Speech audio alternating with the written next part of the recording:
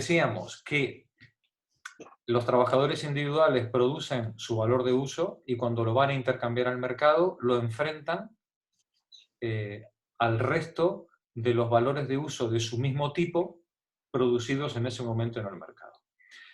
La suma de las horas dedicadas por el resto de los carpinteros a producir mesas en relación al número de mesas producidas nos da la media social, el trabajo social necesario para la producción de cada uno de esos valores de uso. Bien, pero ese trabajo social medio todavía no nos dice cuál es el valor. Para poder llegar al valor tenemos que hacer abstracción de cada uno de estos conjuntos de trabajos socialmente necesarios dirigidos a cada uno de los valores de uso y tenemos que elevarnos hacia el conjunto de los valores de uso producidos simultáneamente en ese momento en toda la comunidad. Así como la clase de los carpinteros produce la clase de las mesas, la clase de los carniceros produce la clase de costillas de cordero, yo qué sé, ¿no? Es decir, cada conjunto de valores de uso está producido por una serie de trabajadores o de artesanos que le tienen que dedicar un tiempo de trabajo a producir esos valores de uso y ponerlos en circulación en el mercado. Si nosotros nos elevamos de cada uno de estos trabajos socialmente necesarios para lograr cada uno de los conjuntos de estas mercancías particulares, nos elevamos a la totalidad de la comunidad y tratamos de considerar la totalidad de las horas trabajadas en relación a la totalidad de los valores de uso producidos e intercambiados en forma de mercancías en el mercado, entonces podríamos tener una media de la cantidad de trabajo social que requiere de forma media la totalidad de las mercancías en esa comunidad. Pero llegados a este punto, creo que es evidente que no requiere el mismo tipo de destreza ni el mismo tipo de gasto de trabajo producir, no sé, una lechuga, ¿no? Que producir un cohete espacial, ¿no? Digamos, hay una diferencia enorme, no solamente entre la calidad de los distintos trabajos, sino también en su cantidad y en su intensidad. Hay una enorme diferencia de cuando uno compara todos los productos que hay en un mercado, desde la operación de cataratas que te puede hacer un médico hasta la lechuga que te vende el de la frutería.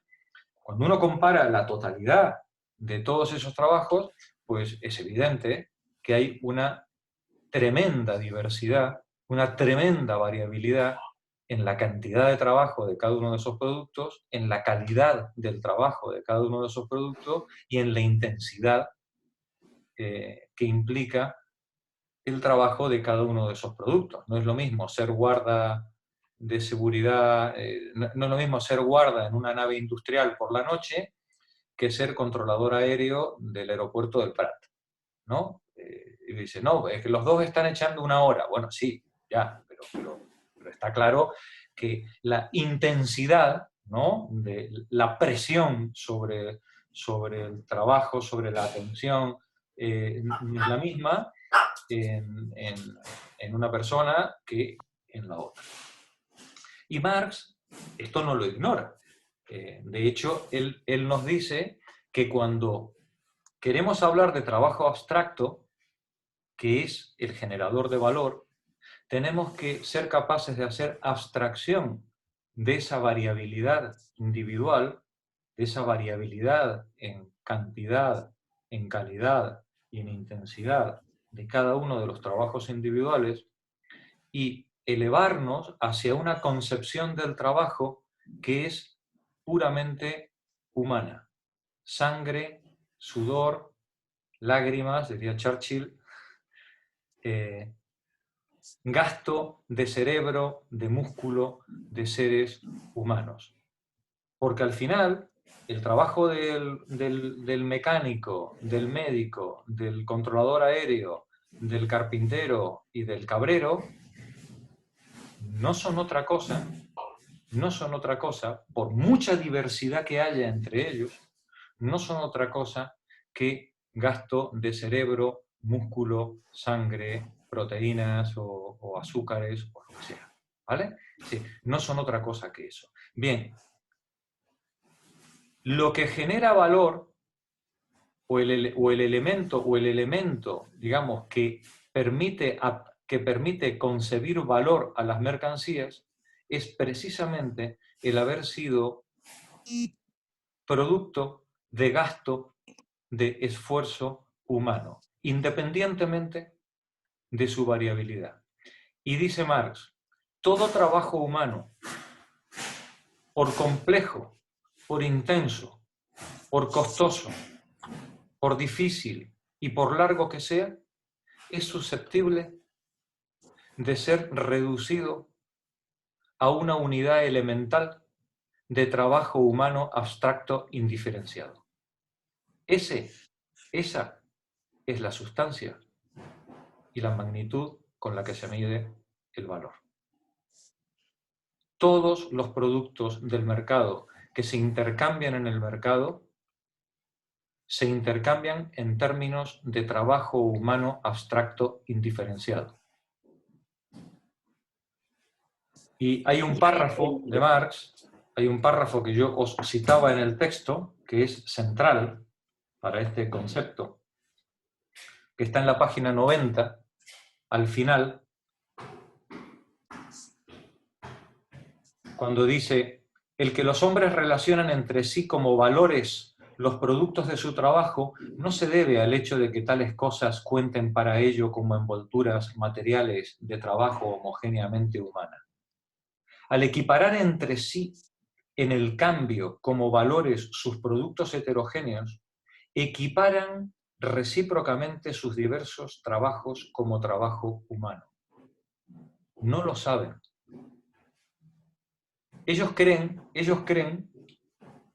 el fetichismo les obliga a creer que están intercambiando mercancías y que lo valioso es la mercancía, porque como todo el mundo sabe, un reloj vale más, es más valioso que una patata, ¿vale? Y entonces te cambio 1000 kilos de patatas por un reloj, ¿vale? Ellos creen que es el reloj el que es más valioso que la patata.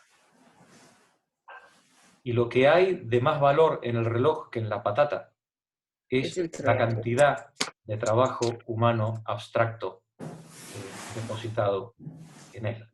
¿Vale? Ellos no lo saben, dice Marx, pero lo hacen. En eso consiste fundamentalmente el fetichismo de la mercancía, en que presenta las cosas de una manera que impide ver la realidad que subyace a esa manifestación. La gente cree que el valor está adherido a la mercancía y no se dan cuenta que el valor no es otra cosa que una relación social entre personas.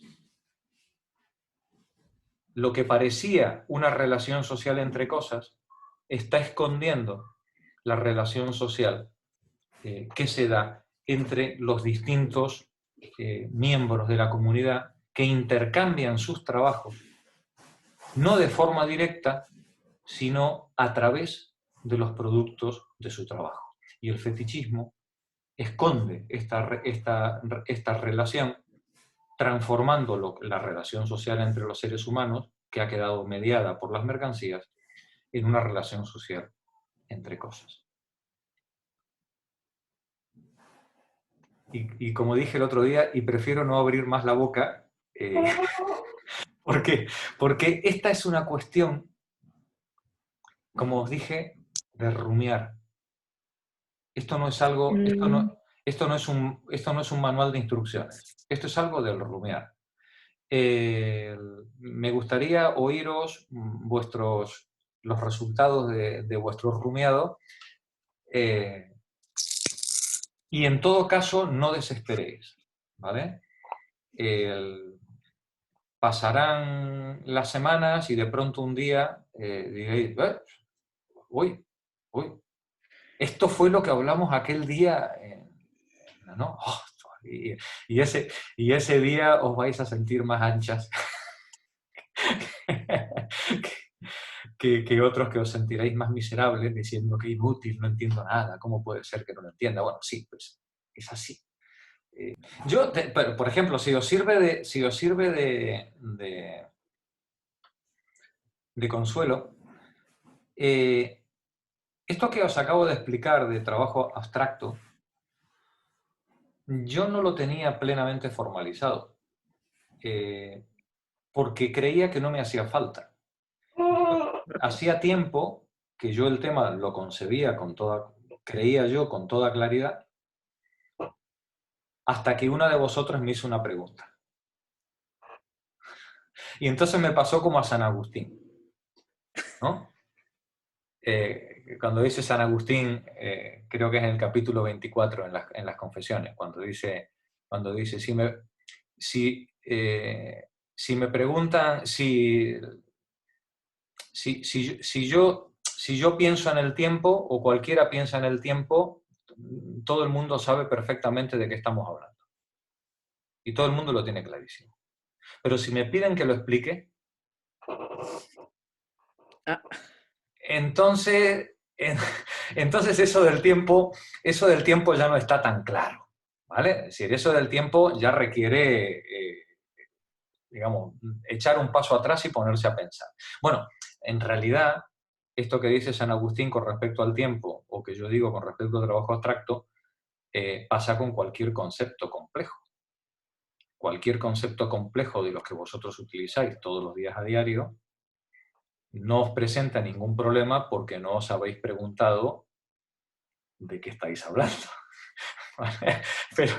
Pero en el momento en el que pongáis el freno y digáis, ¿y qué quiero decir cuando algo es una mesa?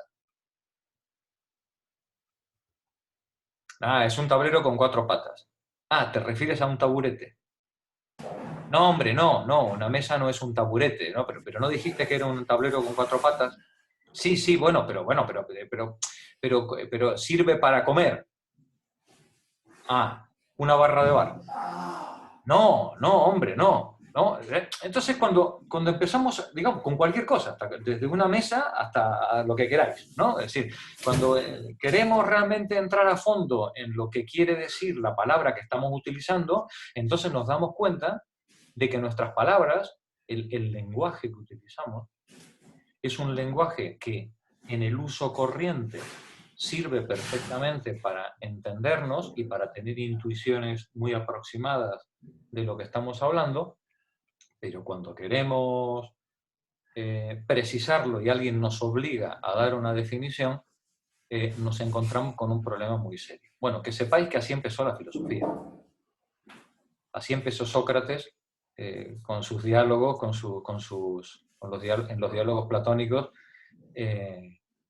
tratando de encontrar la definición, pues, de la justicia, del bien, ¿no? De decir, bueno, ¿y esto qué quiere decir? ¿Qué quiere decir ser justo? ¿Qué quiere decir ser bueno? ¿No? No, es que cuando una persona es buena, entonces obra de tal manera, bien, va. Entonces, cuando empezamos a analizar los conceptos, nos damos cuenta de que los conceptos son bastante más oscuros de lo que nos imaginamos.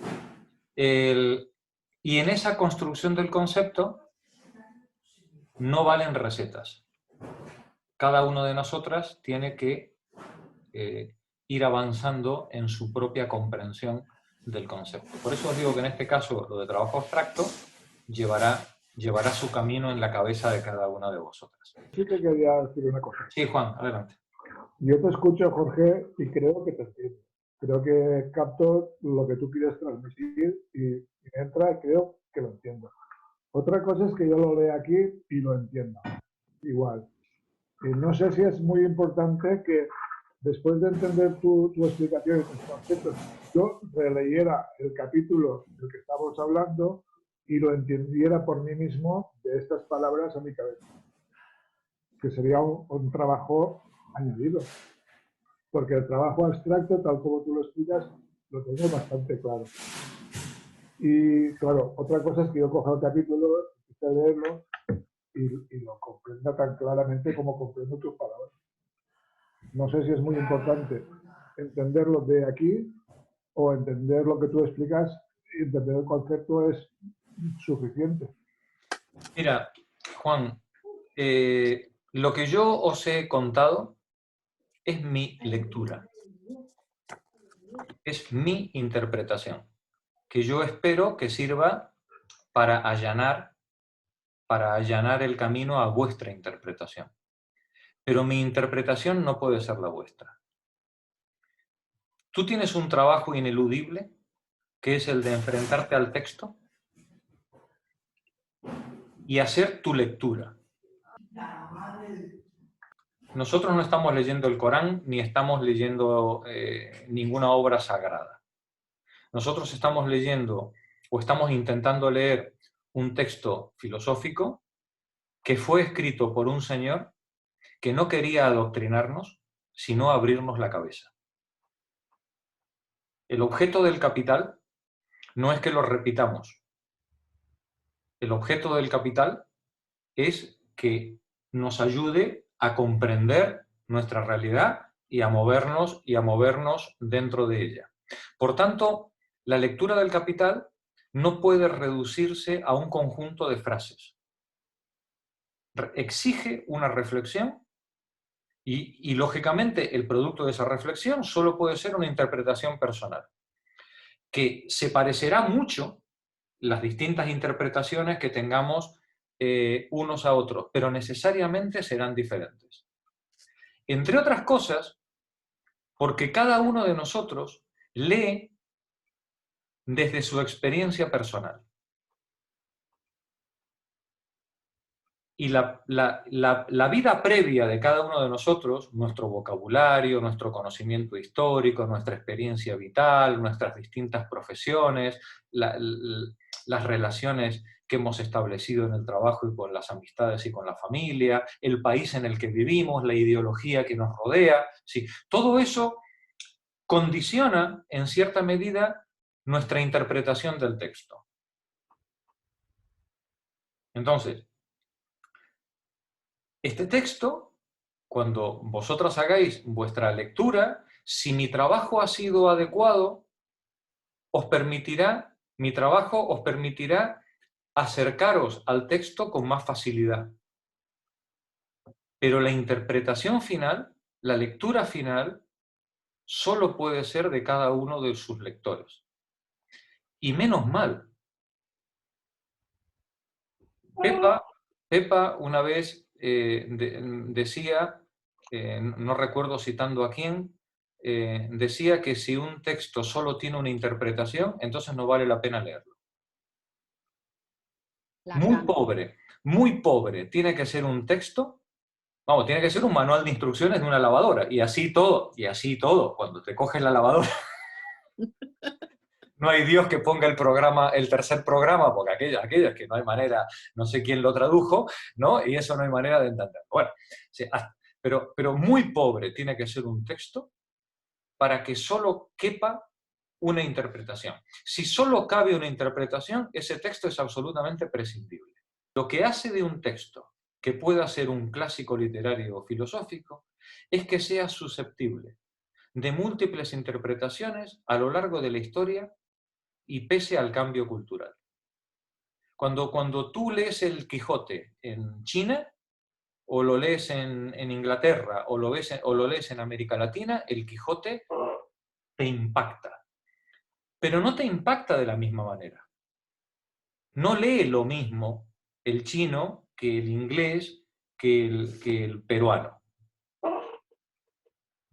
Y lo mismo ocurre con el Capital, como con cualquier obra filosófica importante. Es lo que llamamos obras abiertas. Son obras que te introducen en un problema te presentan la estructura, las tripas del problema y, compañeras, compañeros, es vuestra responsabilidad ver cómo utilizáis esa herramienta, esa estructura que os ha dado la obra para analizar vuestro mundo y vuestra realidad. Por eso es gran filosofía. Si no sería un catecismo. Me gustaría retomar la lectura desde la mitad de la página 90, cuando dice: la igualdad de los trabajos diversos solo puede consistir en una abstracción de su desigualdad real.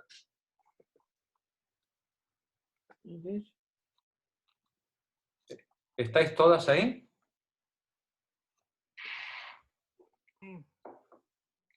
Nani, adelante. Página 90 por la mitad, ¿vale? La igualdad de trabajos totocaelo, totalmente diversos, solo puede consistir en una abstracción de su desigualdad real. Adelante.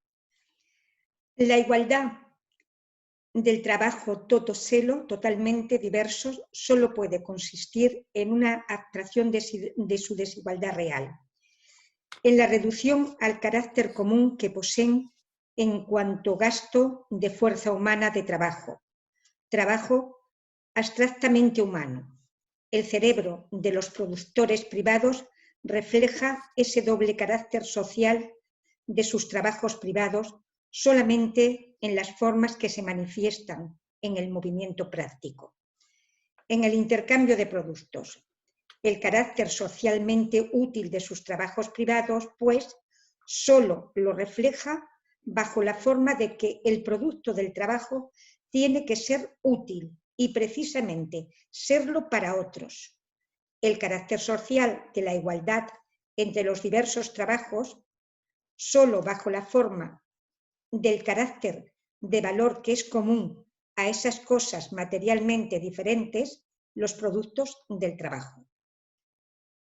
Por consiguiente, el que los hombres relacionen entre sí como valores los productos de su trabajo no se debe al hecho de que tales cosas cuenten para ellos como meras envolturas materiales de trabajo homogéneamente humano. A la inversa, al equiparar entre sí el cambio como valores sus productos heterogéneos, equiparan recíprocamente sus diversos trabajos como trabajo humano. No lo saben, pero lo hacen. Gracias, Nani. No lo saben, pero lo hacen. Monse, continúa tú. El valor, en consecuencia... El valor, en consecuencia, no lleva escrito en la frente lo que es. Por el contrario, transforma a todo producto del trabajo en un jeroglífico social. Más adelante, los hombres procuran descifrar el sentido del jeroglífico, desentrañar el misterio de su propio producto social, ya que la determinación de los objetos para el uso como valores es producto social suyo, a igual título que el lenguaje. El descubrimiento científico ulterior de que los productos del trabajo, en la medida en que son valores, constituyen meras expresiones con el carácter de cosas, de trabajo humano empleado en su producción, inaugura una época de la historia en la evolución humana, pero en modo alguno desvanece la apariencia de objetividad que envuelve a los atributos sociales del trabajo. Un hecho que solo tiene vigencia para esa forma particular de producción, para la producción de mercancías, a saber, que el carácter específicamente social de los trabajos privados independientes consiste en la igualdad en cuanto a trabajo humano y asume la forma del carácter de valor de los productos del trabajo. Tanto antes como después de aquel descubrimiento, se presenta como igualmente definitivo ante quienes están inmersos en las relaciones de la producción de mercancías, así como la descomposición del aire en sus elementos por parte de la ciencia deja incambiada la forma del aire en cuanto forma de un cuerpo físico. Esta percepción de que el valor reside en el objeto y no en las relaciones sociales que se han establecido entre las personas, esta falsa percepción no podemos evitarla aun cuando estudiemos economía política. Cuando vosotras, marxistas de pro, que habéis leído El Capital y algunas varias veces vais al Corte Inglés en rebaja, ¿no?, a comprar los trapos o las cosas que necesitáis, ¿no?, seguís viendo los objetos bajo la forma fetichizada. Por mucho que estudiéis economía política, cuando vais a comprar lo que necesitáis dentro del mercado, el mercado os impone una concepción material del valor añadida al objeto. Y no veis detrás del objeto, o cuesta mucho ver detrás del objeto, tenéis que pararos delante del pijama que vais a comprar, ¿no? Y decir, ¿y esto quién lo hizo? ¿Y cuántas horas habrá trabajado el chino o el hindú en todo? Además hay un problema de fondo, que como analicéis mucho la cuestión, os vais sin comprar el pijama. Sin comprarlo. ¿Vale? Sí. Jorge, ahora que pones el ejemplo de las rebajas, Sí. hoy me ha dado por buscar a mí la raíz etimológica de la palabra fetiche.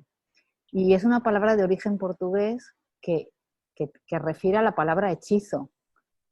Ajá. Y me gusta porque realmente al final el hechizo es algo que te atrapa, que te engaña, que te seduce, que te lleva por un camino distinto un poco desde la verdad, ¿no? Muy bien. Qué bueno, esa no me la sabía. Me ha gustado, yo tampoco, pero hoy, como siempre me cuesta el tema del fetiche, digo, hoy voy a ver la raíz etimológica y me ha gustado lo de que venga el portugués. Hechizo. Claro, estamos hechizados, ¿no? Quedamos hechizados por ese objeto deslumbrante, ¿no?, que se presenta. Deslumbra. ¿No? Adelante. Lo que interesa ante todo,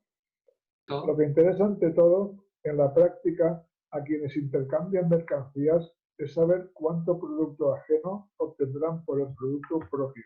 Esto es lo importante. Cuando vosotras vais de rebajas, en última instancia, lo que os interesa es cuánto producto podéis comprar con el dinero que lleváis en la cartera. ¿Vale? Lo demás, como diría un amigo mío, es filosofía. ¿Vale? Sí, no habéis ido al Corte Inglés a hacer filosofía, ¿vale? Es decir, habéis ido a comprar el pijama, ¿no? Entonces, es importante lo que todo productor tiene en la cabeza cuando intercambia su producto, y lo único que le interesa en ese momento es cuánto producto ajeno va a poder obtener a cambio del suyo. Adelante, Juan. ¿En qué proporciones? ¿En qué proporciones, pues, se intercambiarán los productos? No bien esas proporciones, al madurar, llegan a adquirir cierta fijeza consagrada por el uso. Parecen deber su origen a la naturaleza de los productos del trabajo. De manera que, por ejemplo, una tonelada de hierro y 2 onzas de oro valen lo mismo, tal como una libra de oro y una libra de hierro pesan igual, por más que diferencien sus propiedades físicas y químicas. Es decir, el uso al final termina estableciendo ciertas proporciones de intercambio entre los objetos. Y al final nos acostumbramos a que un reloj, por chiquito que sea, un reloj de pulsera, por chiquito que sea, vale más que el reloj de pared, que es muy grande. Y uno dice, pero ¿por qué? Si el otro es más grande, ¿por qué vale más el pequeñito? Bueno, pues al final se van estableciendo ciertas proporciones que hacen que esta sensación fetichista de valor adherida a la cosa se vaya quedando establecida y pasando de generación en generación. Adelante, Juan. En realidad, el carácter de valor que presentan los productos del trabajo no se consolida sino al hacerse efectivos en la manera como en la práctica como magnitudes de valor. Estas magnitudes cambian de manera constante independientemente de la voluntad, las previsiones o los actos de los sujetos del intercambio. Su propio movimiento social posee para ellos la forma de un movimiento de cosas bajo cuyo control se encuentran en lugar de controlarlas. Estos flujos de intercambio que se producen en el mercado van cambiando, se van modificando permanentemente las relaciones de valor entre unos productos y otros en función de las distintas productividades y masas de producto que llegan al mercado según su origen, ¿no? Y la sensación que adquieren los productores es que esos movimientos se producen con independencia de su voluntad.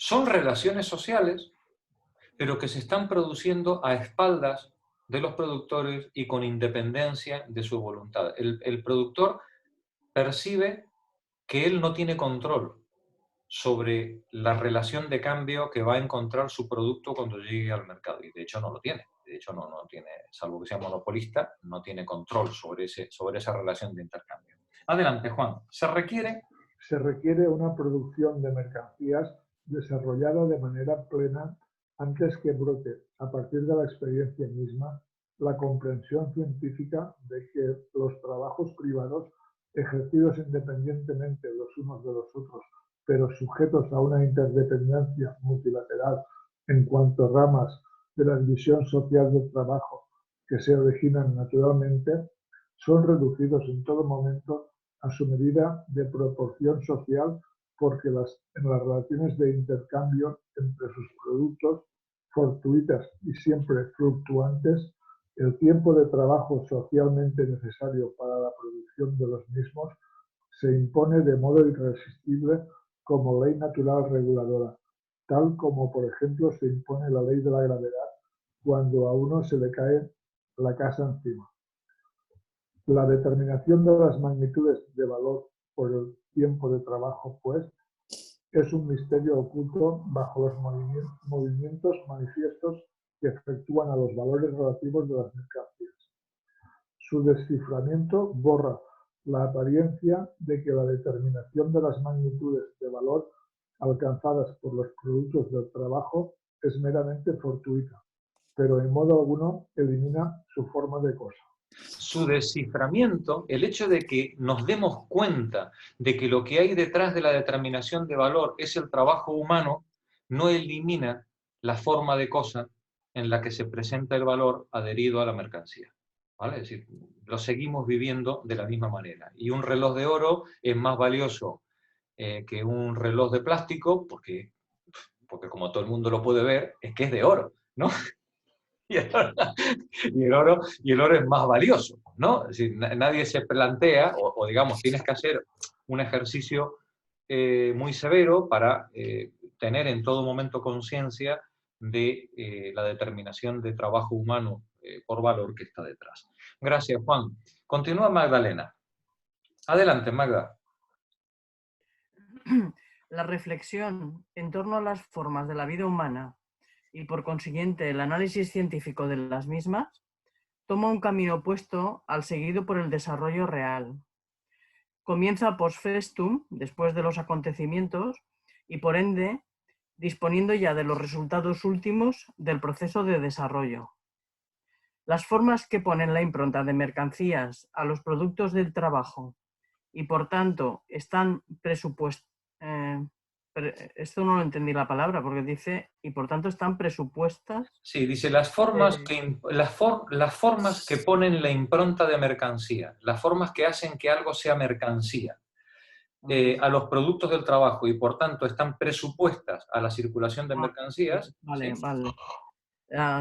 Poseen ya la fijeza propia de formas naturales de la vida social, antes de que los hombres procuren dilucidar no el carácter histórico de esas formas, que más bien ya cuentan para ellos como algo inmutable, sino su contenido. Es decir, los seres humanos hemos tenido que asistir a la consolidación del desarrollo mercantil para poder analizar su estructura formal y cómo operan realmente los distintos elementos dentro de esos intercambios mercantiles.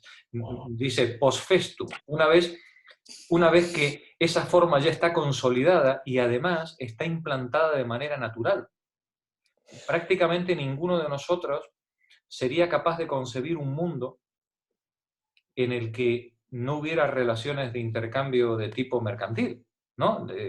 Costaría mucho, habría que hacer un enorme trabajo de reflexión para imaginarnos una forma de relación social que se pudiera hacer de forma efectiva ya, en este momento, sin intercambios de tipo mercantil, ¿no?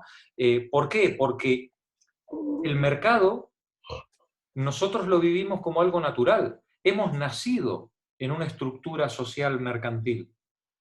Y nuestras costumbres, nuestro lenguaje, nuestra ideología, toda nuestra cosmovisión está predefinida ya para aceptar, igual que la ley de la gravedad, la naturalidad de esa forma mercantil. Y así, inclusive en gente muy progresista, uno puede oír comentarios, observaciones como que, bueno, es que no solo es el mercado, ¿no? O eso quién lo va a pagar, ¿no? O cómo le vas a dar algo a alguien sin trabajar. Y uno dice, oye, ¿y al rey Felipe sí? Sigo aquí solamente sin trabajar. Porque si vamos a dejar sin dinero a todos los que no trabajan, vamos, la calle se llena de cadáveres, ¿eh? Sí, entonces, en fin, pero hemos naturalizado una manera de expresarnos y de concebir la realidad porque hemos nacido en ese mundo con esa estructura mercantil. Nosotros, cuando hacemos economía política y cuando llegamos a la determinación de su forma estructural o de su análisis científico, llegamos post festum, dice él, a posteriori, ¿no? Una vez que ya todo el tinglado ya está montado. De ahí lo dificultoso de su análisis y de plantear cualquier cambio, claro, porque hemos percibido como la ley de la gravedad todas esas relaciones que se nos presentan ante la vista. Adelante, Magda. De esta suerte, fue solo el análisis de los precios de las mercancías lo que llevó a la determinación de las magnitudes del valor. Solo la expresión colectiva de las mercancías en dinero lo que indujo a fijar su carácter de valor. Pero es precisamente esa forma acabada del mundo de las mercancías, la forma de dinero, la que vela de hecho, en vez de revelar, el carácter social de los trabajos privados y, por tanto, las relaciones sociales entre los trabajadores individuales. Como nosotros asistimos a un mundo en el que todos los intercambios ya se hacen bajo la forma de dinero, esa forma de dinero pone un velo detrás de las relaciones sociales que están justificando no solamente la forma de dinero, sino sus relaciones de intercambio y todas las relaciones de explotación y dominio que hay detrás. La forma de dinero funciona como una cortina que no nos permite ver sin esfuerzo todo lo que está ocurriendo detrás. Adelante, Magda. Si digo que la chaqueta, los botines, etcétera, se vinculan con el lienzo como la encarnación general del trabajo humano abstracto, salta a la vista la insensatez de tal modo de expresarse. Pero cuando los productores de chaquetas, botines, etcétera, refieren esas mercancías al lienzo, o al oro y la plata, lo que en nada modifica la cosa, como equivalente general, la relación entre sus trabajos privados y el trabajo social en su conjunto se les presenta exactamente bajo esa forma insensata. Formas semejantes. Gracias, Magda. Continúa la lectura, Julián. Formas semejantes constituyen precisamente las categorías de la economía burguesa. Se trata de formas del pensar socialmente válidas y, por tanto, objetivas para las relaciones de producción que caracterizan ese modo de producción social históricamente determinado, la producción de mercancías. Todo el misticismo del mundo de las mercancías, toda la magia y la fantasmagoría que nimban los productos del trabajo fundados en la producción de mercancías, se esfuma de inmediato cuando comprendemos Cuando emprendemos camino hacia otras formas de producción. Gracias, Julián. Nos dice Marx, dice, el dinero vela la forma en que se desarrollan los intercambios y los trabajos que hay detrás y las formas de explotación y dominio, la forma de dinero vela todo eso, pero lo hace porque la forma de dinero es la forma adecuada al modo capitalista de producción. Y como es la forma adecuada al modo capitalista de producción, genera todo el aparato ideológico alrededor que naturaliza esa manera de comprender el mundo y de comprender las relaciones sociales. Pero nos dice Marx, pero cuando ponemos la vista en otros modos históricos que no sean los burgueses mercantiles capitalistas, entonces las relaciones fetichistas se ponen de manifiesto. Se ponen de manifiesto cuando somos capaces de entender que lo que nos está ocurriendo no es natural, es un producto histórico. La sensación que tenemos de vivir en un mundo de valores adheridos a las mercancías y en un mundo en el que todo se intercambia por medio del dinero, esa sensación de que de toda la vida ha sido así, que no es posible concebir el mundo de otra manera, se rompe cuando nos ponemos ante el espejo de la historia, ante el espejo de la antropología o de los modos de producción previos, y nos damos cuenta de que a lo largo de la historia humana, esta forma mercantil, a través de la forma dinero propia del capitalismo moderno, es una forma histórica, contingente, que escasamente tiene, hoy día, 300 años de antigüedad, en época de Marx no tenía ni 100. ¿Vale? Y es necesario poder verlo para poder ver que si esto tuvo fecha de inicio, también tiene de caducidad, como todos los modos de producción previos. ¿Vale? El hecho de que algo sea histórico y no natural es lo que nos permite precisamente plantearnos la posibilidad del cambio social. Vamos a ver los ejemplos de economía no fetichizada a los que Marx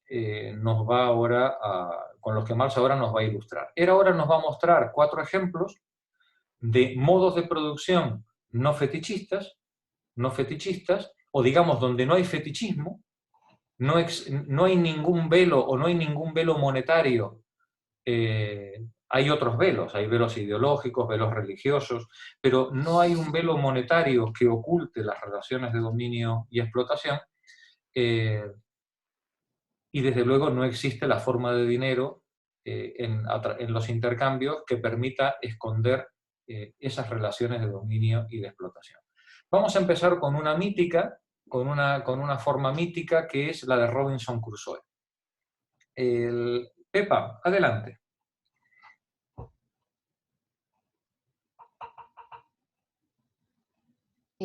Como la economía política, ¿ahí? Sí. Como la economía política es afecta a las Robinsonadas, hagamos primeramente que Robinson comparezca en su isla. Frugal, como lo es ya de condición, tiene sin embargo que satisfacer diversas necesidades y, por tanto, ejecutar trabajos útiles de variada índole. Fabricar herramientas, hacer muebles, domesticar llamas, pescar, cazar, etc. De rezos y otras cosas por el estilo no hablemos aquí, porque a nuestro Robinson esas actividades le causan placer y las incluye en sus esparcimientos. Vale, sí. Nos dice Marx. Este ejemplo de Robinson a mí me resulta fascinante y yo lo he usado en cada una de las charlas que he tenido el gusto de dar, porque creo que es extraordinariamente ilustrativo.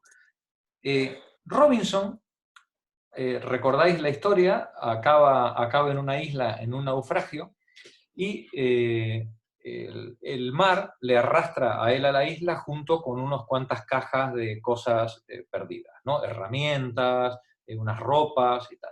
Y Robinson se encuentra ante un problema muy serio. Está en una isla desierta, está indefenso, no tiene agua, no tiene comida, no tiene absolutamente nada, ¿no? Y él, con las pocas herramientas que tiene, él tiene que tratar de seguir con vida, ¿no? El desafío de Robinson es mantenerse con vida, hasta conseguir escapar de la isla o que alguien le vaya a rescatar. Entonces Robinson, a partir de ese momento, va a organizar su jornada laboral viendo cómo administrar sus recursos y las herramientas que tiene. ¿Vale? Decir, bueno, pues tengo que ir a buscar agua, necesito fabricarme un cobijo para pasar la noche, si vienen bestias salvajes tendré que hacerme algún cercado en el que guarecerme, y que no voy a estar comiendo carne cruda todos los días, tendré que producir fuego, entonces necesito también dedicar un tiempo a buscar leña. Es decir, él tiene que... es simpática la historia, ¿no? Es decir, digamos, él tiene que ponerse con su libro de contabilidad, sentarse en una piedra, ¿no? Y hacer un proyecto, su proyecto Robinson, ¿no? Dices, oye, pues mira, vamos a dedicar 2 horas a pescar, 1 hora a buscar agua, 3 horas a la leña, luego hay que arreglar el cobijo, necesito afilar las herramientas, tengo que coserme la chaqueta, ¿no? Y cuando termino mi jornada laboral, entonces me pongo a leer la Biblia, que es lo que a mí me mola, ¿no? ¿Vale? Es decir, pero Robinson, insisto, tiene que planificar un reparto de trabajo que le permita la riqueza, que le permita producir los valores de uso suficientes como para poder mantenerse con vida al día siguiente y volver otra vez a reproducir una y otra vez los valores de uso que de día en día le permitan mantenerse con vida. Es decir, él tiene que planificar su jornada de trabajo para poder reproducir su fuerza de trabajo. ¿Vale? Claro, en Robinson no hay división del trabajo. Robinson pescador es el mismo Robinson aguatero, es el mismo Robinson costurero y el mismo... es el mismo, pero él lamentablemente no tiene nadie con quien repartirse la faena. Él solo puede repartirse la faena con sí mismo. Por tanto, para Robinson, chicas, no hay fetichismo ninguno. Cuando él se va a buscar pescado o se va a buscar agua, él sabe perfectamente el tiempo que dedicó al agua y al pescado y si le merece la pena o no le merece la pena el esfuerzo. Y si él una noche se quedó leyendo la Biblia hasta las 3 de la mañana porque le apetecía y al día siguiente no se puede levantar para ir a buscar pescado, no tiene a quien pegarle la bronca de no haber cumplido con su trabajo.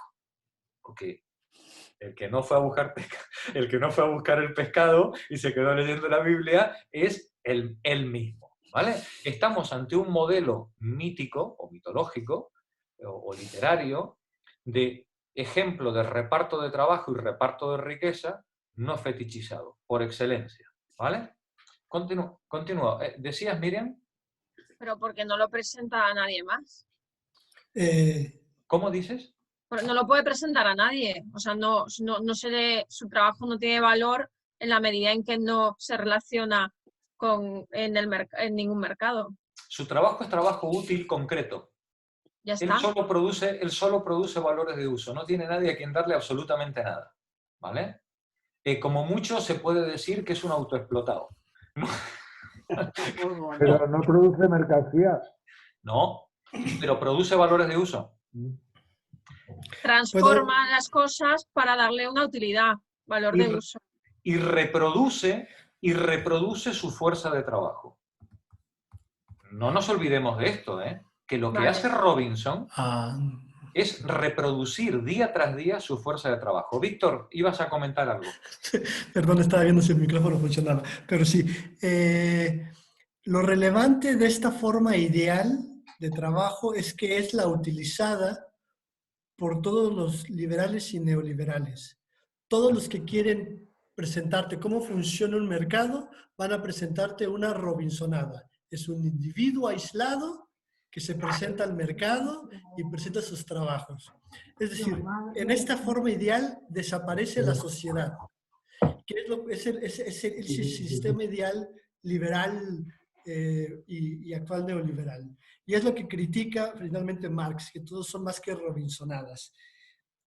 Y es lo que dice esta Margaret Thatcher, dice, no hay sociedad, solamente hay individuos.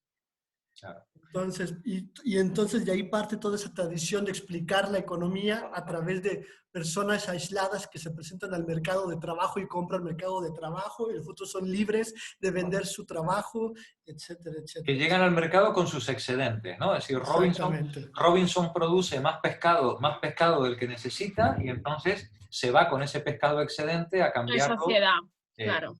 Con otro, ¿vale? Entonces, y él lo puede hacer porque trabajó mucho, porque es una hormiguita y lee la Biblia en la noche.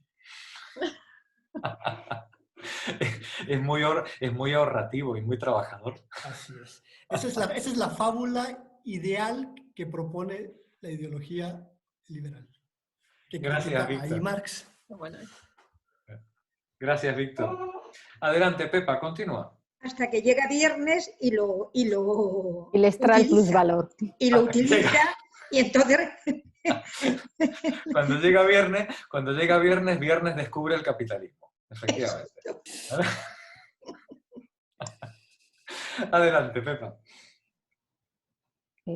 Frugal, dice, empieza desde ahí. Frugal, como lo es ya de condición. Vale. Frugal, como lo es ya de condición, tiene sin embargo que satisfacer diversas necesidades y, por tanto, ejecutar trabajos útiles de variada índole. Fabricar herramientas, hacer muebles, domesticar llamas, pescar, cazar, etc. De rezos y otras cosas por el estilo no hablemos aquí, porque a nuestro Robinson esas actividades le causan placer y las incluye en sus esparcimientos. Pese a la diversidad de sus funciones productivas, sabe que no son más que distintas formas de actuación del mismo Robinson, es decir, nada más que diferentes modos de trabajo humano. La necesidad misma lo fuerza a distribuir concienzudamente su tiempo entre sus diversas funciones. Que una ocupe más espacio de su actividad global y la otra menos, depende de la mayor o menor dificultad que haya que superar para obtener el efecto útil propuesto. La experiencia se lo inculca y nuestro Robinson, que del naufragio ha salvado el reloj, libro mayor, tinta y pluma, se pone como buen inglés a llevar la contabilidad de sí mismo.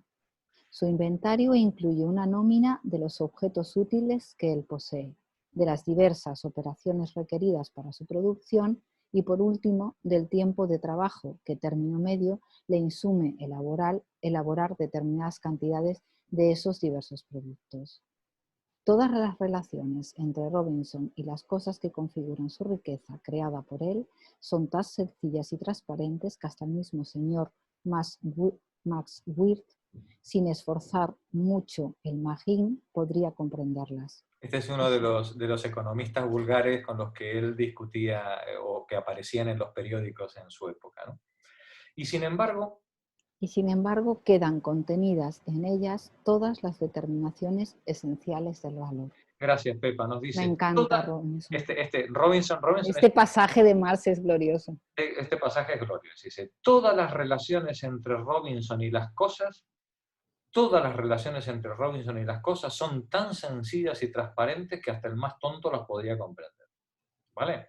Y sin embargo, nos dice Marx, quedan contenidas en ellas todas las determinaciones esenciales de valor. Todo lo que hemos estudiado en el capítulo queda contenido dentro de lo que Marx nos ha contado con respecto al trabajo de Robinson. Al final, Robinson tiene que, para reproducir su fuerza de trabajo, que podríamos decir que es su mercancía, ¿vale? ¿No? Para poder reproducir, lo que pasa que es verdad que no es mercancía porque no hay con quién intercambiar ese producto, pero en todo caso él tiene que mantenerse con vida. Para reproducir esa fuerza de trabajo, él tiene que dividir su jornada laboral en una serie de trabajos útiles. Y tiene que llevar una contabilidad precisa del reparto de trabajo para que en ese mundo de escasez en el que él vive y que exige obtener de la naturaleza todos los días los bienes esenciales que requiere al día siguiente para la vida, él tiene que repartir rigurosamente su jornada de trabajo para poder obtener todos los valores de uso que le permitan vivir bien. Y si produce más, ¿qué pasa si él llega a tener unas herramientas y una tecnología tan fantástica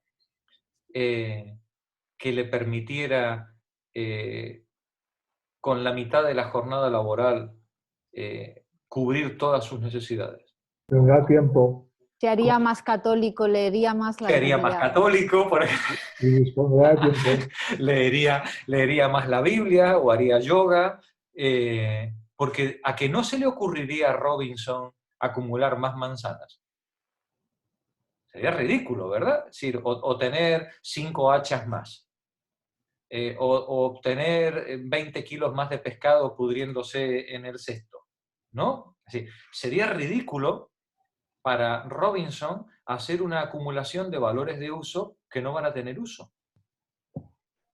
¿Vale? Sí, él solamente, si aumenta su productividad, solo puede aumentar, perdonadme que me ponga místico, pero así lo dice Marx en el tomo 3, si aumenta su productividad, él solo puede aumentar su libertad.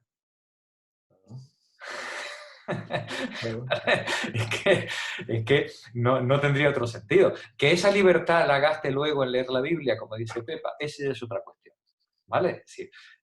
Pero él, en la medida en la que aumenta su productividad, se desprende de la dependencia de la necesidad, del mundo de la necesidad, que exige la reproducción de la fuerza de trabajo de día en día, la reproducción de su pero si él viene ya motivado por un fetichismo o por la Biblia, y en vez de simplemente su objetivo sea sobrevivir, dice, bueno, pues no, voy a trabajar más y me voy a hacer un barco para irme a la mar. Entonces, puede aumentar siempre... Sí. O sea, no llega un momento, puede no cansarse nunca de trabajar y crear más cosas, ¿no? Sí, porque su necesidad, porque digamos, a medida que tú vas satisfaciendo las necesidades, esta es la pirámide de Maslow, ¿no? Es decir, a medida que tú vas satisfaciendo tus necesidades más elementales, vas pudiendo acceder a necesidades cada vez más elaboradas y cada vez más distantes del mundo puro y duro de la necesidad biológica, ¿no? Y eso no quiere decir que las nuevas necesidades no sean imperiosas. Claro que lo son. Lo que ocurre es que no son necesidades biológicas, ¿no? No son las fisiológicas puras y duras de la supervivencia, ¿no? Pero efectivamente puede el ser humano producir necesidades infinitas. Bueno, nadie dijo que tengamos que sobrevivir. No, la estupidez humana puede llegar a límites inimaginables. Pero bueno, en todo caso el ejemplo es bueno, el de Robinson, porque nos pone ante la cuestión de que Robinson, en la administración de su fuerza de trabajo, en la administración de sus actividades, él puede en algún momento determinar a qué va a dedicar los excedentes. ¿Los va a dedicar a vivir mejor? ¿A tener un mejor cobijo? ¿A fabricarse un barco para irse de la isla? ¿A hacer una iglesia más alta a la que poder rezar mejor a su Dios? ¿Va a hacer una imprenta como Gutenberg para tener múltiples ediciones de la Biblia? No, bueno, sí, chico, pues, bueno, pues cada uno a lo suyo. Pero en todo caso, quien decide a qué va a dedicar los excedentes es él. No hay un mercado, ni hay una autoridad política o ideológica, ¿no?, que le esté diciendo, en principio, de forma personal, a qué dedicar eso. Es decir, no hay fetichismo. Su relación con las cosas es directa. Y salvo que esté alienado, como el pobre de la película de Robinson de hace unos años, salvo que el pobre termine hablando con la calabaza que tiene delante, salvo que este hombre esté enajenado, él no, tiene una relación directa con las cosas y él sabe en todo momento qué es lo que está haciendo y toma decisiones sobre ello, aunque esté equivocado, aunque se confunda en su decisión, ¿vale? Vamos a continuar con la lectura. Paco, ¿te apetece leer? Sí. Muy bien, adelante entonces. Trasladémonos ahora a la radiante, de la radiante ínsula de Robinson. Ahora de la radiante ínsula de Robinson a la tenebrosa Edad Media europea. En lugar del hombre independiente, es que lo estoy leyendo en la tablet porque no me he podido comprar. No tenía en el libro, lo he encargado, pero en papel. Sí. Entonces, lo aprieto y se me hace pequeñito y tal al ir pasando. En lugar del hombre independiente, nos encontramos con que aquí todos están ligados por lazos de dependencia. Si la gleba están ligados por... siervos de la gleba y terratenientes, vasallos y grandes señores, seglares y clérigos. La dependencia personal caracteriza tanto las relaciones sociales en las que tiene lugar la producción material como las otras esferas de la vida estructuradas sobre dicha producción. Vale, perdón, disculpa Paco, nos dice Marx, en la Edad Media las relaciones entre los seres humanos están caracterizadas por sus lazos de dependencia.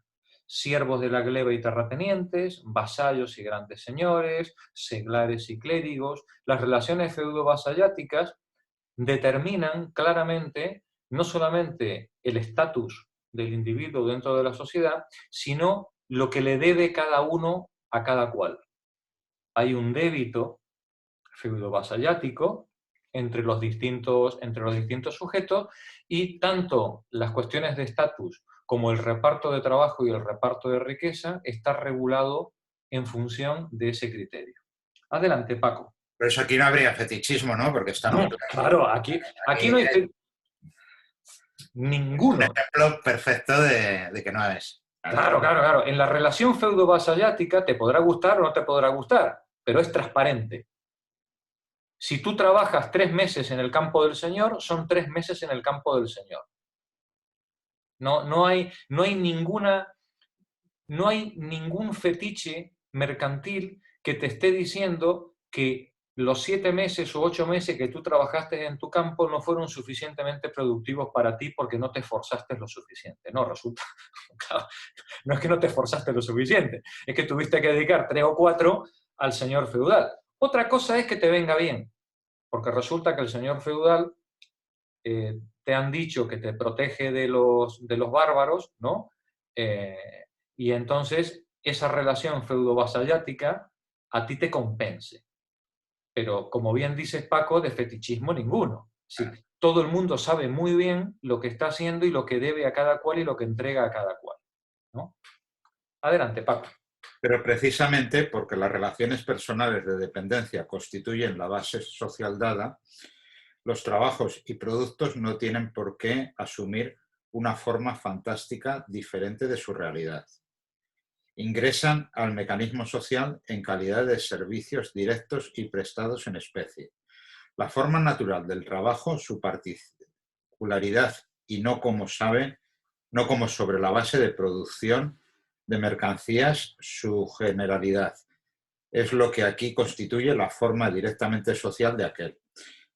La prestación personal servil se mide por el tiempo, tal cual se hace con el trabajo que producen mercancías, pero ningún siervo ignora que se trata de determinada cantidad de su fuerza de trabajo personal, gastada por él al servicio de su señor. Claro, sí. La corvea o la forma servil en la que se presenta, la mita en América Latina, es decir, cualquier forma servil en la que se presenta el trabajo, al final dice, no, los siervos tienen que trabajar 60 días o 90 días o 100 días al año en el campo del Señor para tener derecho a poder explotar su propia tierra. Oh, perfecto, está meridianamente definido, ¿no?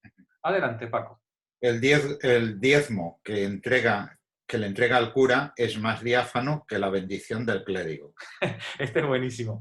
El diezmo que le da el siervo al cura es mucho más claro que la bendición, ¿vale? Es decir, adelante, Paco. Muy material, otro ya no se sabe. Sea cual fuere el juicio que nos merezcan las máscaras que aquí se ponen los hombres al desempeñar sus respectivos papeles, el caso es que las relaciones sociales existentes entre las personas en sus trabajos se ponen de manifiesto como sus propias relaciones personales y no aparecen disfrazadas de relaciones sociales entre las cosas, entre los productos del trabajo.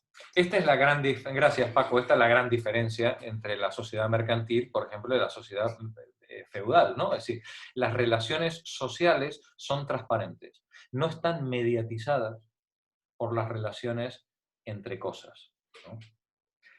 Alfonso, continúa tú.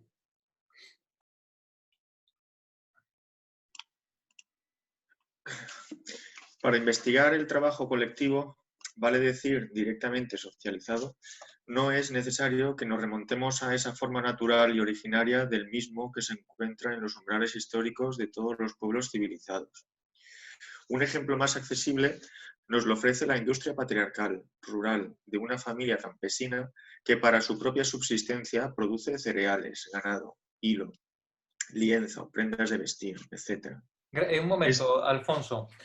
Nos hemos saltado una nota que es muy importante, ¿vale? Nos dice, para investigar el trabajo colectivo, vale decir directamente socializado, no es necesario que nos remontemos a esa forma natural y originaria del mismo que se encuentra en los umbrales históricos de todos los pueblos civilizados, ¿no? Vamos a ver la nota, lee por favor la nota, es que también está muy chiquito en mi texto, creo que es la 30, ¿puede ser? Sí. Nota de la segunda edición. Es un preconcepto ridículo, de muy reciente difusión, el de que la forma de la propiedad común, naturalmente originada, sea específicamente eslava y hasta rusa en exclusividad. Es la forma primitiva cuya existencia podemos verificar entre los romanos, germanos, celtas, y de la cual encontramos aún hoy entre los indios, un muestrario completo con los especímenes más variados, aunque parte de ellos en ruinas. Un estudio más concienzudo de las formas de propiedad común asiáticas y especialmente de las índicas demostraría cómo de las formas diversas de la propiedad común natural resultan diferentes formas de disolución de esta.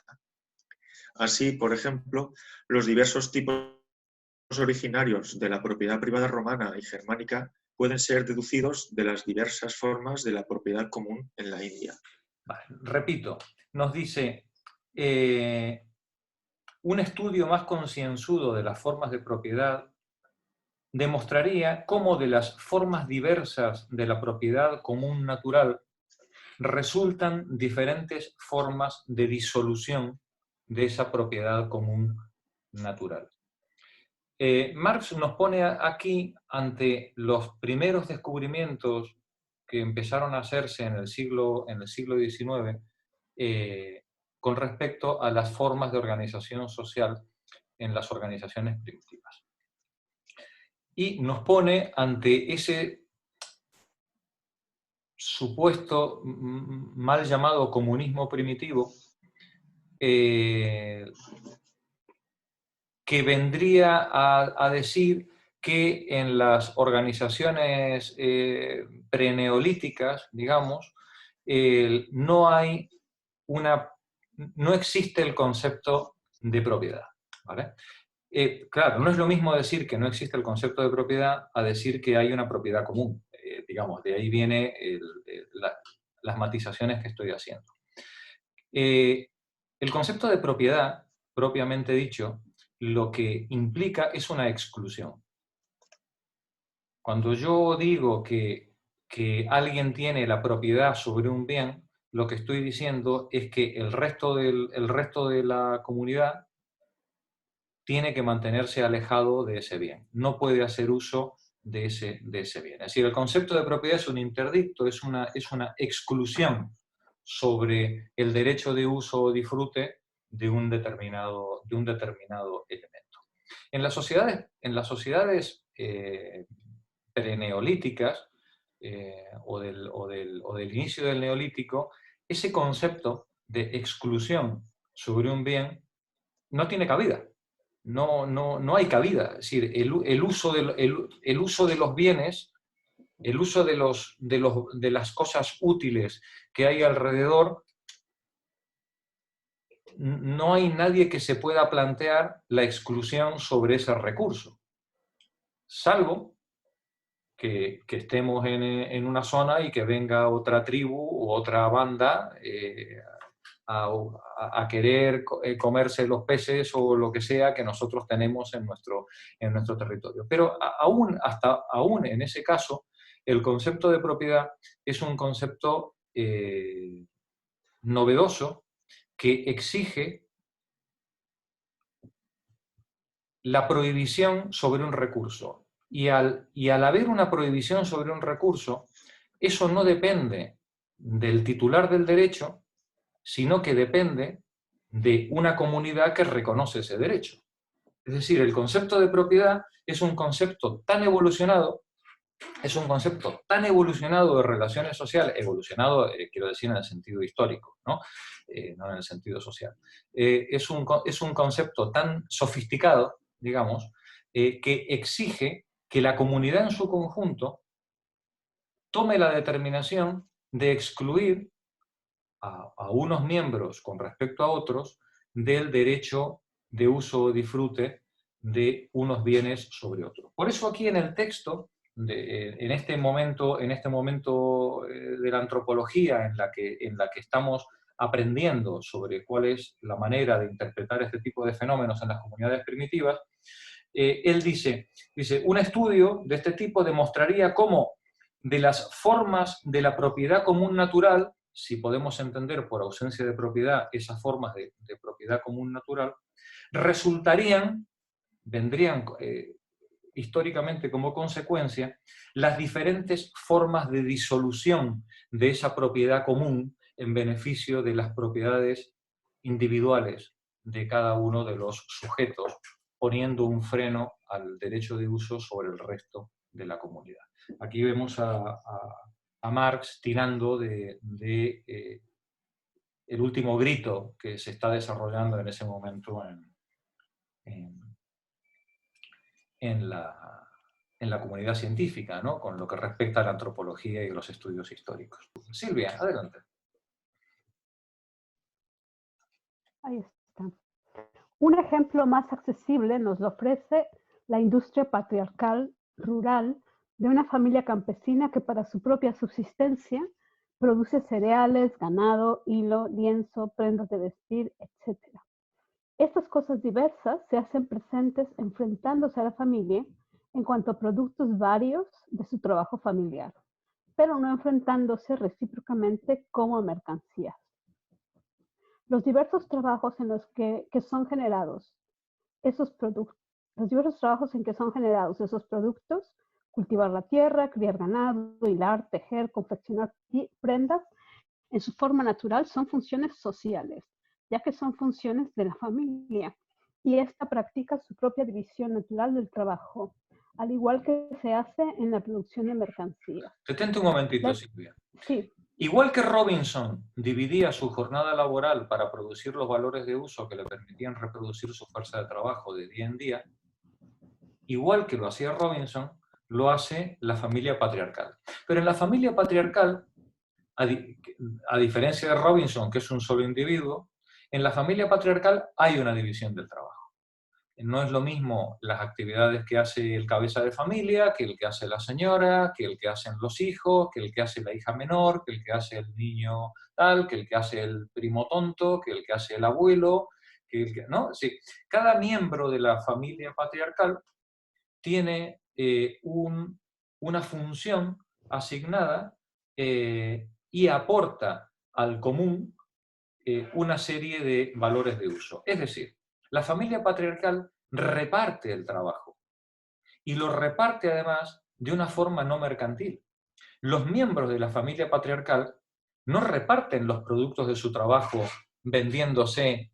La abuela no le vende las calcetas al nieto y el nieto le vende la leche que ordeña a la cabra al padre. Es decir, entre los miembros de la familia patriarcal se reparten los productos del trabajo, se reparten el trabajo y se reparten los productos del trabajo también de una manera no fetichista, es decir, no está mediado por el intercambio, no hay una unidad monetaria que rija los intercambios entre ellos. Y vosotros diréis, no, pero es que ahí puede haber explotación, por supuesto.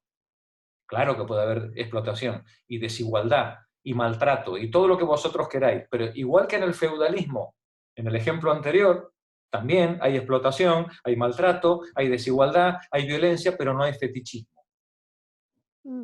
Los intercambios entre los distintos productores son intercambios transparentes, realizados de forma política, pero no mediados por la forma mercantil ni por la forma dineraria. ¿Vale? Adelante, Silvia. Okay. Las diferencias de sexo y edad, así como las condiciones naturales del trabajo, cambiante con la sucesión de las estaciones, regulan la distribución de este dentro de la familia y el tiempo de trabajo de los diversos miembros de la misma. Pero aquí, el gasto de fuerzas individuales de trabajo, medido por la duración, se pone de manifiesto desde un primer momento como determinación social de los trabajos mismos, puesto que las fuerzas individuales de trabajo solo actúan desde su origen como órganos de fuerza de trabajo colectiva de la familia. Gracias, Silvia. Vale. Miriam, imaginémonos finalmente...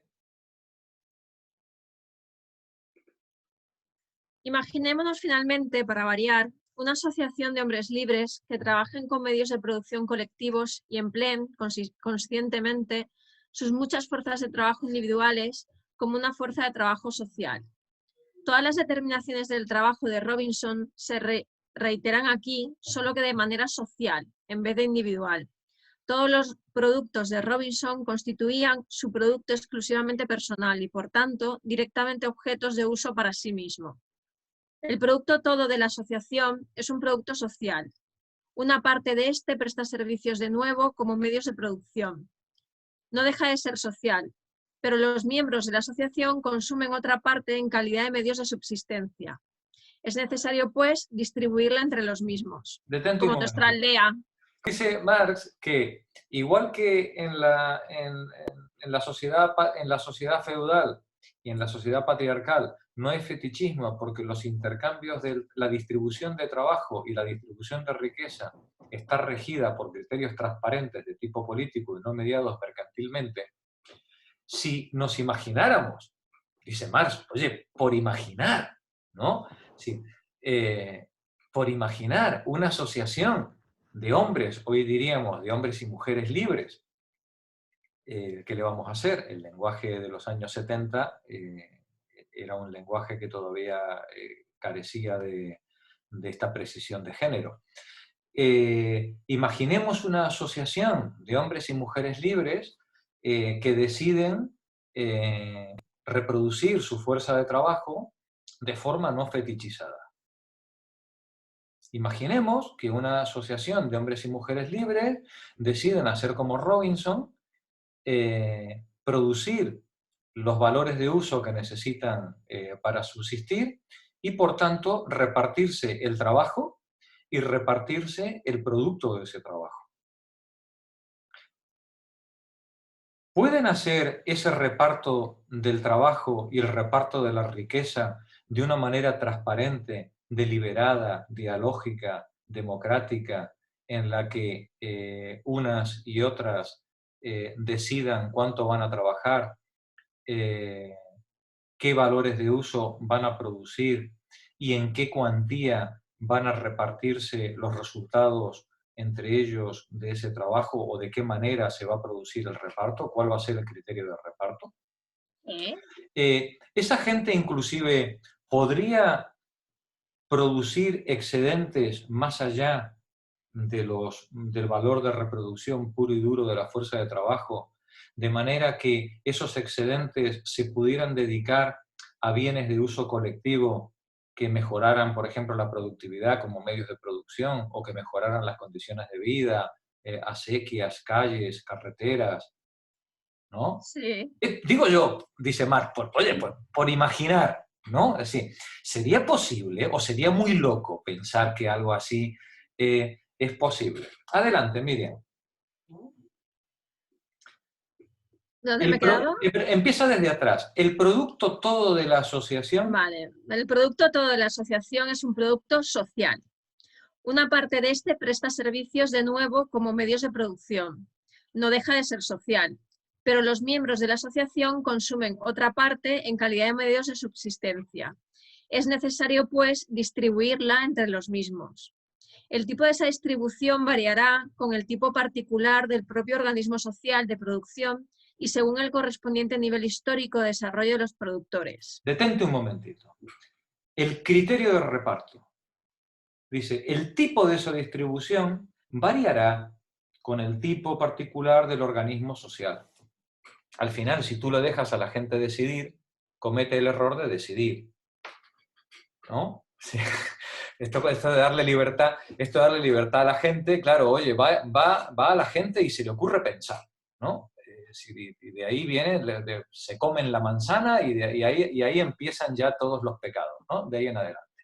Bueno, sí, pues ¿qué le vamos a hacer? La gente decide pensar y decide organizar el reparto de trabajo y el reparto de riqueza. ¿Cómo vamos a repartir la riqueza? ¿La vamos a repartir, por ejemplo, según el trabajo que cada uno ha aportado? ¿La vamos a repartir según las necesidades que tenga cada uno? La fórmula del programa de Gotha, que es un clásico, ¿no? Es de cada cual según sus capacidades y a cada cual según sus necesidades. Claro, eso exige un excedente de producción suficiente como para poder mantener a una parte de la población no productiva. Evidentemente. Es decir, si yo quiero excluir del derecho al reparto a los que no pueden contribuir, por ejemplo, a los ancianos, a los enfermos, a los niños, a los incapacitados, entonces los que están produciendo tendrán que producir por encima de sus necesidades específicas para poder cubrir las necesidades de los que en ese momento no pueden producir, de donde no todo plusvalor es explotación. No, eso es el Pacto de Toledo. Jorge. Sí, ¿quién pregunta? Yo. Ah, Julián, sí. También puede haber conflicto a la hora de determinar si realmente las capacidades que dice que tiene son esas capacidades y si las necesidades que tiene son realmente esas necesidades. ¿Quién lo decide, no? Bueno, no. Sí, por supuesto, pero fíjate que en este momento quien decide eso es el mercado. No, determinar las necesidades que tiene cada uno es externo al que las recibe, ¿no? No, por supuesto, por supuesto. Conflicto, digamos, a ver, conflicto va a haber siempre. Es una cuestión psicológica, ¿no? Es decir, toda vez que te cruzas con el vecino en la escalera, aunque no intercambies nada más que un saludo, siempre existe la posibilidad de que cuando tú le dices buenos días, el otro te mande por ahí, ¿no? Es decir, conflicto siempre va a haber, ¿vale? La cuestión es cómo gestionamos ese conflicto. ¿Cómo gestionamos las diferencias entre los distintos sujetos? El mercado gestiona las diferencias en base a los intercambios mercantiles. Y es el mercado el que decide quién gana más, quién gana menos, y qué se va a fabricar y qué no se va a fabricar en función de lo que dé beneficios o no dé beneficios. La propuesta que está haciendo Marx aquí es que esos intercambios de trabajo y de riqueza se realicen por criterios deliberados. Cuando digo deliberados, me refiero a la deliberación. A que los sujetos de la comunidad se sienten a hablar. Todos los integrantes. Los integrantes de la comunidad y decir, oye, ¿y esto cómo lo vamos a repartir? No, pues los feos que se mueran todos, ¿no? Es decir, bueno, esa es una posibilidad, ¿no? ¿Vale? O los enfermos que se mueran. Hombre, es una posibilidad, pero la otra posibilidad es decir, bueno, pues vamos a establecer un fondo social, por ejemplo, no sé cómo le queramos llamar, ¿no? O un fondo de reserva que permita atender a aquellos que circunstancialmente, por los motivos que sean, no pueden atender. Por ejemplo, al cura. Oye, somos muy religiosos y necesitamos que nos den misa, ya, pero es que el cura no produce cereal. Que no coma el cura. No, ya, bueno, pero es que si quieres que te den misa el cura, tendremos que llegar a un acuerdo sobre lo que le vamos a dar de comer al cura. Con esto quiero decir que una comunidad de hombres y mujeres libres no tiene por qué no mantener a gente que no produce valores directos. Lo importante es que los valores producidos sean socialmente necesarios. Y quien decide que un valor es socialmente necesario es la comunidad. Aunque nosotros digamos, es que, pero ¿cómo le vas a dar de comer al golfo o al golfo aquel? Sí, esa es otra historia. La comunidad puede deliberar que determinadas actividades o determinados servicios son socialmente necesarios, ¿vale? Independientemente de que en otro plano podamos discutirlo, ¿no? Continúa, Miriam. Una cuestión, Jorge. Sí. Jorge, pero en el ejemplo que has puesto, el cura sí que produce valores de uso, que es el de la misa, porque es socialmente necesaria, ¿no? Claro, aquí claro. No es productivo. Claro. No estaría con el fondo de pensiones. Claro, claro. No. En este caso el cura estaría, si la comunidad es religiosa y ha decidido que necesita a quien le dé bendiciones, oye, pues como el profesor de filosofía, ¿sabes? o como el abogado, como diría Miriam, ¿no? Decir, oye, que los abogados no tienen derecho a vivir, pues no, si la comunidad dice que sí, pues adelante, ¿vale? Con esto lo que quiero decir que no hay un elemento, la decisión de que un trabajo es socialmente necesario, lo tiene que decidir la comunidad en su conjunto, digamos. Esto es lo importante desde el punto de vista político del problema, ¿no? Gracias, Magda. Adelante, Miriam. A los menos efectos de mantener el paralelo con la producción de mercancías, supongamos que la participación de cada productor en los medios de subsistencia esté determinada por su tiempo de trabajo. Por consiguiente, el tiempo de trabajo desempeñaría un papel doble. Su distribución, socialmente planificada, regulará la proporción adecuada entre las varias funciones laborales y las diversas necesidades. Por otra parte, el tiempo de trabajo servirá a la vez como medida de la participación individual del productor en el trabajo común y también, por ende, de la parte individualmente consumible del producto común. Las relaciones sociales de los hombres con sus trabajos y con los productos de estos siguen siendo aquí diáfanamente sencillas, tanto en lo que respecta a la producción como en lo que atañe a la distribución. En este caso, Marx ha optado por usar como ejemplo no la definición del programa de Gotha, sino una distribución de riqueza proporcional a la colaboración en la producción de esa riqueza, por el tiempo de trabajo realizado, ¿no? Pero insisto, es decir, el planteamiento es tan abierto como que la comunidad tiene que sentarse a deliberar cuál va a ser ese criterio. En la Revolución Rusa, Paco, corrígeme si me equivoco, creo que se planteó un doble itinerario. En una primera etapa regida por los tiempos de trabajo en los momentos de escasez, con la idea de poder llegar finalmente a atender las necesidades de cada cual según las capacidades de cada cual en función de la abundancia que se pudiera ir consiguiendo en base a la productividad ganada. ¿Es así, Paco? ¿O estoy...? Más o menos, sí. Sí, más o menos esa era la idea, ¿no? Digamos, como una etapa previa al objetivo. Eso es un primer planteamiento teórico, luego ya pues el desarrollo no fue tan así, pero bueno. Claro. Sí, el planteamiento teórico, efectivamente. Sí. Gracias, Paco. Bueno, pues continúa Alfonso. ¿Puedo hacer una intervención? Sí, adelante, Víctor. Creo que esta parte del capital es una de las medulares y precisamente porque define que hay una idealidad en nuestros modelos sociales.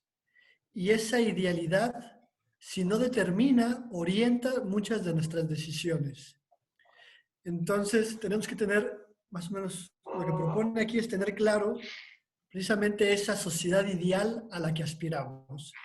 Los liberales y neoliberales, obviamente, aspiran a ese modelo de las Robinsonadas extendidas. Los pasados ya son superadas, que son las de la feudal y tal. Pero esta otra, que no ha existido, que tenemos que creer o crear e imaginar y también orientarnos hacia ella. Que ya ha habido experimentos anteriores y han funcionado de una manera u otra. Hay que tomar lo que funcionó de ellas y corregir lo que no funcionó de ellas.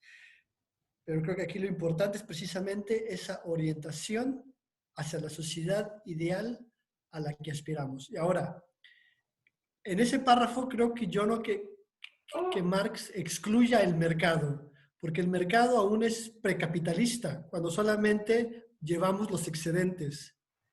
Bien puede suceder en una situación que podamos intercambiar excedentes. Ahora, cuando ya producimos exclusivamente para intercambiar en un mercado, ahí ya es capitalista.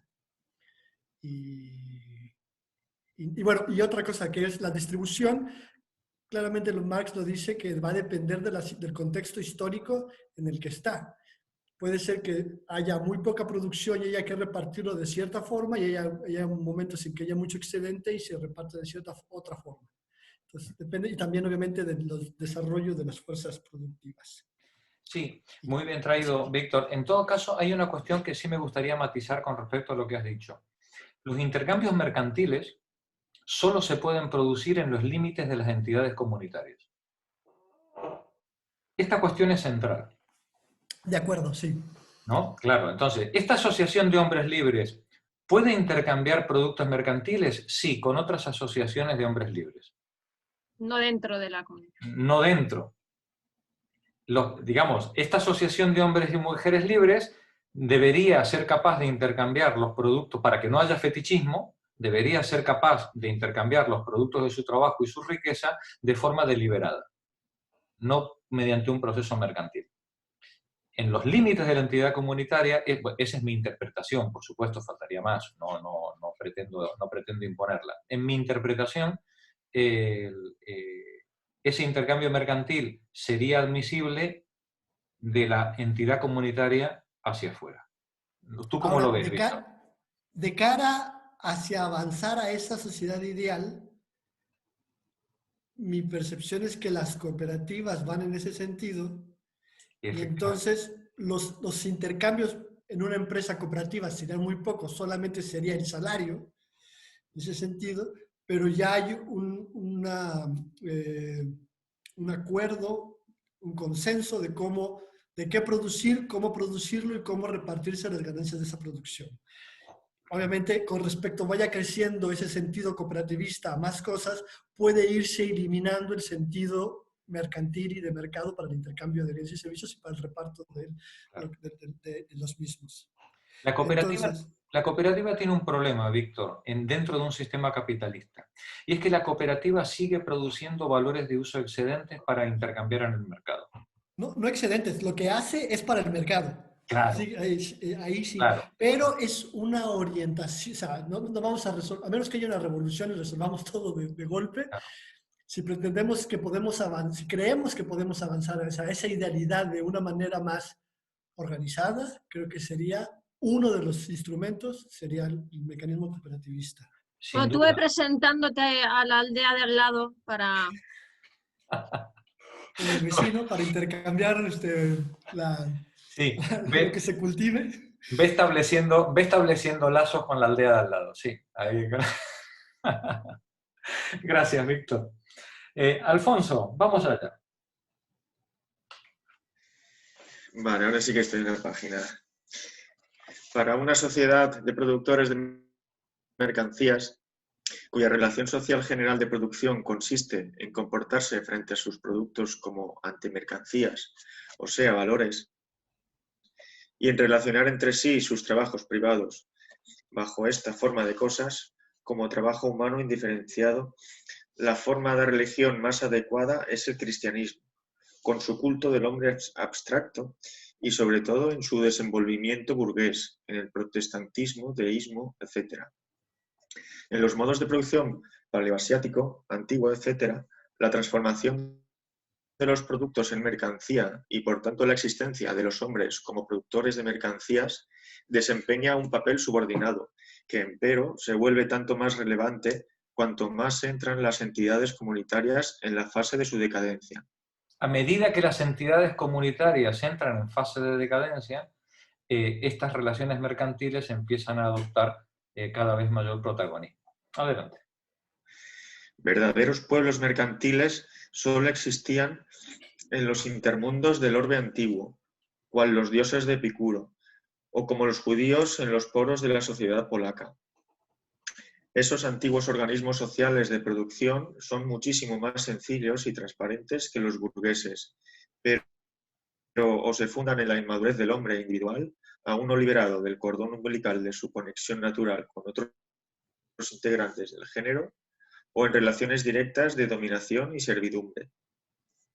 Están condicionados por un bajo nivel de desarrollo de las fuerzas productivas del trabajo y por las relaciones correspondientemente restringidas de los hombres dentro del proceso material de producción de su vida, y por tanto entre sí y con la naturaleza. Es decir, nos señala Marx, Alfonso, estos modos de producción no fetichistas previos al capitalismo, bueno, pues están sujetos a unos niveles tecnológicos y de productividad excedentes muy bajos y a vivir, pues bueno, pues en condiciones de precariedad difíciles. Si queremos superar eso, necesitamos ir a una división del trabajo.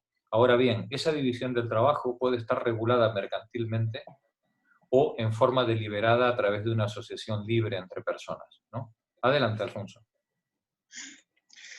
Esta restricción real se refleja de un modo ideal en el culto a la naturaleza y en las religiones populares de la antigüedad. El reflejo religioso del mundo real únicamente podrá desvanecerse cuando las circunstancias de la vida práctica, cotidiana, representen para los hombres día a día relaciones diáfanamente racionales entre ellos y con la naturaleza. La ideología religiosa, el idealismo religioso, desaparecerá, cree Marx, cuando desaparezca el fetichismo que rige las relaciones entre las personas, cuando las relaciones entre los seres humanos y con la naturaleza sean diáfanas. Adelante.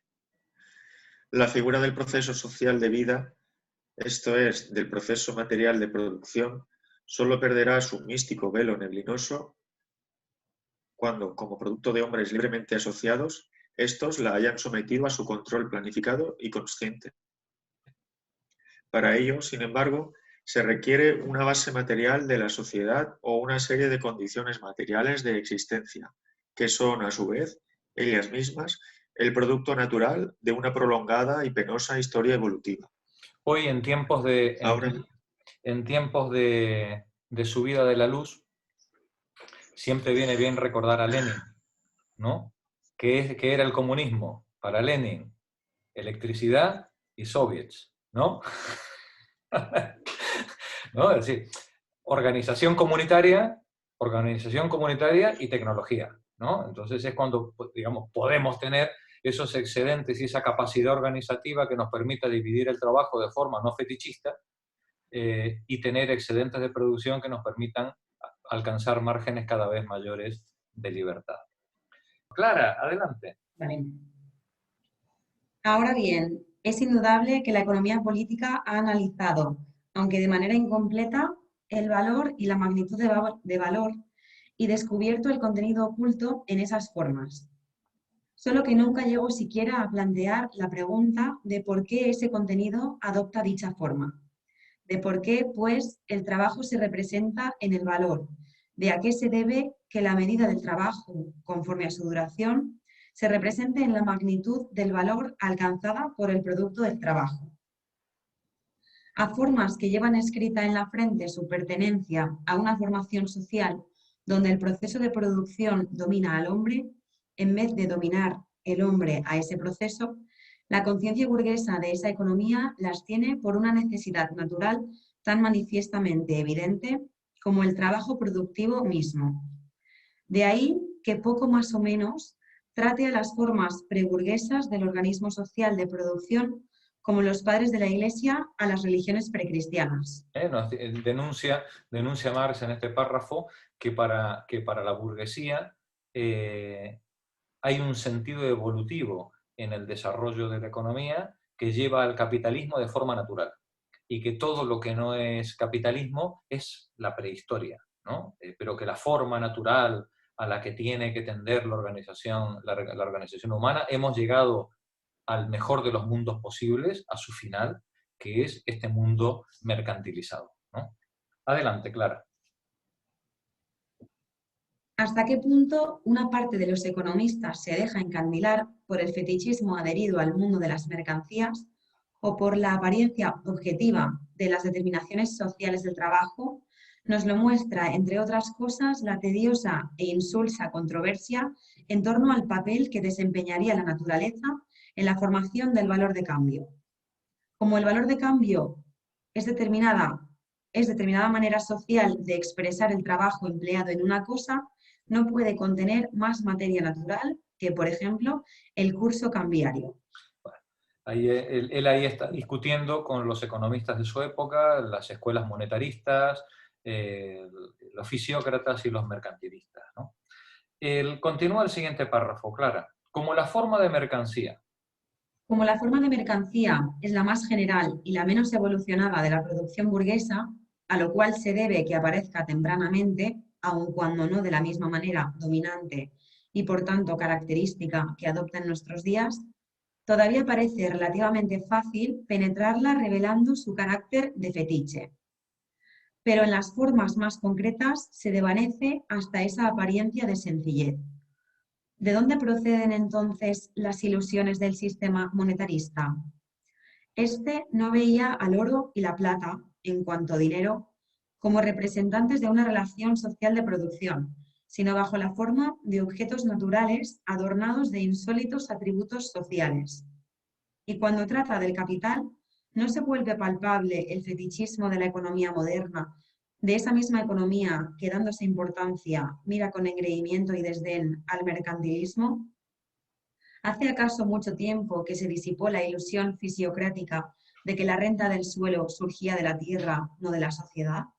Hace mucho tiempo que se disipó la ilusión de la economía fisiocrática de que la renta del suelo, los resultados del suelo dependían de la tierra y no del trabajo, ¿no?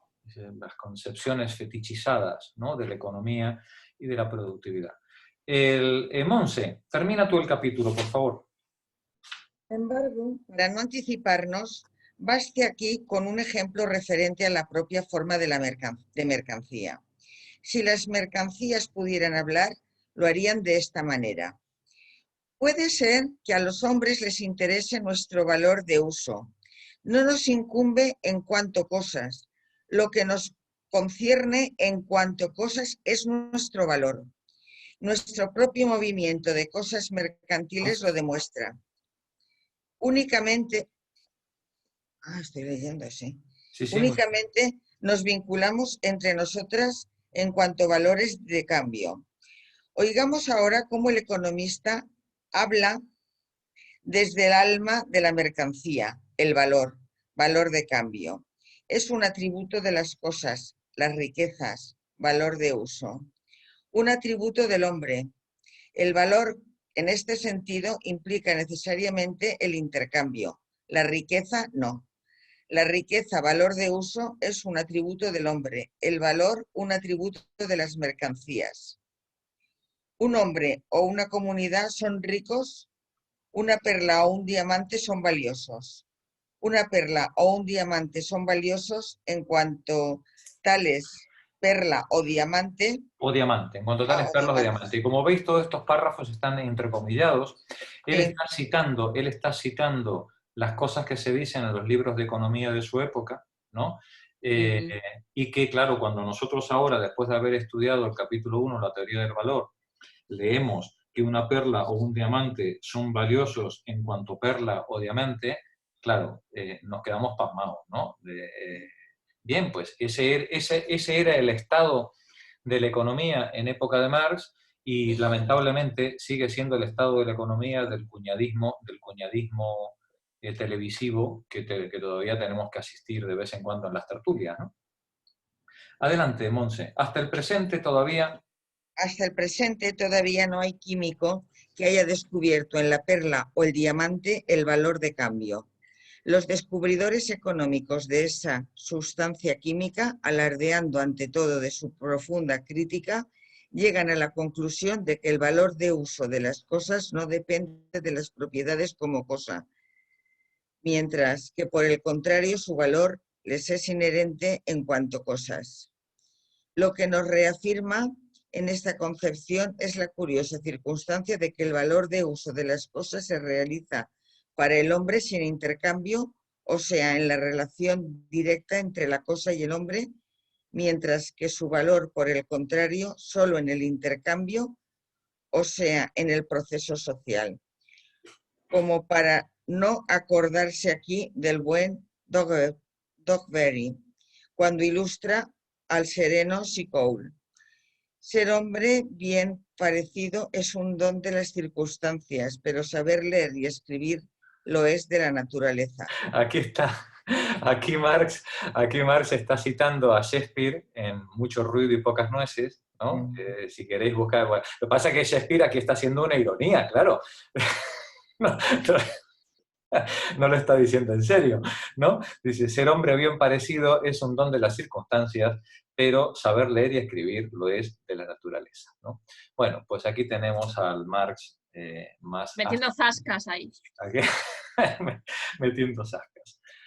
Bueno, espero que os haya gustado. Me ha encantado. Espero que lo hayáis pasado bien. Marx se hace de querer. Yo sé que a partir de ahora le cogéis con más cariño. Y la semana que viene entramos de lleno ya a aplicar estas categorías que hemos aprendido y que iremos desarrollando poco a poco para el análisis de la sociedad capitalista contemporánea. Entramos la semana que viene en el capítulo 2, el proceso de intercambio. ¿Vale? Bienvenidas al capital. No gastéis mucho y que el fin de semana no os desfonde los bolsillos en las rebajas. ¿Vale? En las rebajas. Buenas noches. Chao, buenas noches. Adiós a todos. Hasta luego. Bye bye. Cheers.